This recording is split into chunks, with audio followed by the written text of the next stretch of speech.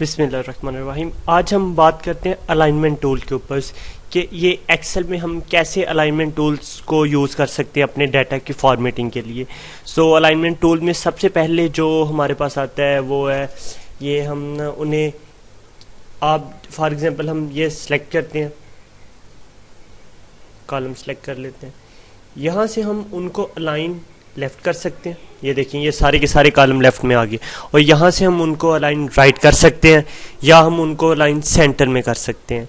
इसी तरह ये जो ऊपर वाले हैं ये हैं उनकी फेसिंग के लिए। ये देखिए अगर यहाँ पे हम जो सेल है उस सेल में सबसे नीचे आ जाएगा लिखा हुआ, अगर हम ऐसे करेंगे तो ये थोड़ा सा ऊपर मूव हो जाएगा।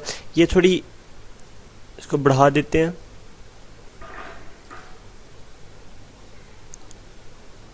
देखिए अब आपको ना वाज़ेह तौर पे ना ये देखिए हमने ऐसे किया तो ये नीचे चले गया, सेंटर में किया तो सेंटर में हो गया, ये किया तो सबसे ऊपर चले गया, इधर किया तो हमने लेफ़्ट, यहाँ पे सेंटर और ये राइट।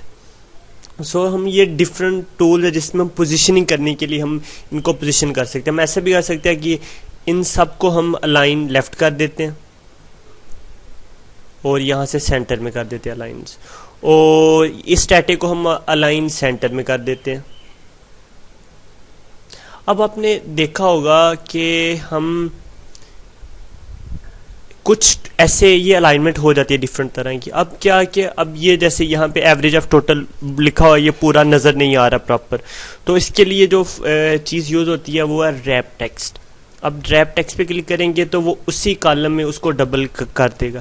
रैप टेक्स्ट का फंक्शन यूज़ होता है कि अगर किसी सेल में जो आपने लिखा हो वो प्रॉपर फुल तरह शो ना हो रहा हो तो आप उसको रैप टेक्स्ट कर देंगे तो वो उसी सेल को बढ़ा के, इस तरह हम सारे इस डाटे को रैप टेक्स्ट कर देते हैं तो वो उसी तरह उसी का सेल के अंदर थोड़ी स्पेस को बढ़ा के नीचे करके उसको एडजस्ट कर देगा सारे टोटल को, ताकि वो नज़र आना शुरू हो जाए। जैसे ये कमीशन कट होता है, यहाँ भी हम रैप टेक्स्ट करेंगे तो देखिए कमीशन को लिए उसने ना नीचे बढ़ा दिया, से विथ सेम रखेगा लेकिन जो उसकी ना स्पेस है नीचे उसको बढ़ा देता है रैप टेक्स्ट। तो इसी तरह जो एक और चीज़ है वो ये है कि ये देखिए अब ये है इसमें डिफरेंट सेल्स हैं यहाँ पे आ रहे। हम जो एक बड़ा अच्छा फंक्शन है कि ये मोस्टली यूज़ होता है, जो मैं अब बताने लगा हूँ आपको, वो यूज़ होता है सिर्फ हेडिंग्स के लिए।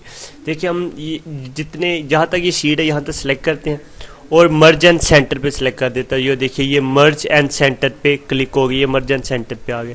अमूमन कोशिश करें जितने ये सेल्स हैं ना यहाँ पे, इसने उन सब सेल्स को मर्ज करके सिर्फ एक सेल बना दिया और फिर हमने जो हेडिंग्स है हमारी उसको हम सेंटर में ले आए। ये आप हमेशा कोशिश करें कि इसको आप यूज़ करें सिर्फ और सिर्फ हेडिंग्स के लिए। ये डिफरेंट अगर आप इस तरह किसी और फंक्शन में वहाँ पे आपको मर्ज एंड सेंटर ना करें, वहाँ पे आप रैप टेक्स्ट करें या उसकी अलाइनमेंट करके उसको ना आप जिस साइड पे करना चाह रहे हैं वो करें। अब इसको हम कर देते हैं, इन दोनों को हमने लेफ्ट पे ले आते हैं या हम सेंटर में कर देते हैं। It looks good. आज हमने बात की इसके ऊपर। तो आप पहले आप यही आप डाउनलोड करें लिंक से और इसी शीट के ऊपर आप प्रैक्टिस करके अलाइनमेंट की सेटिंग की इसके ऊपर अपनी जो ग्रिप है उसको मजबूत करें।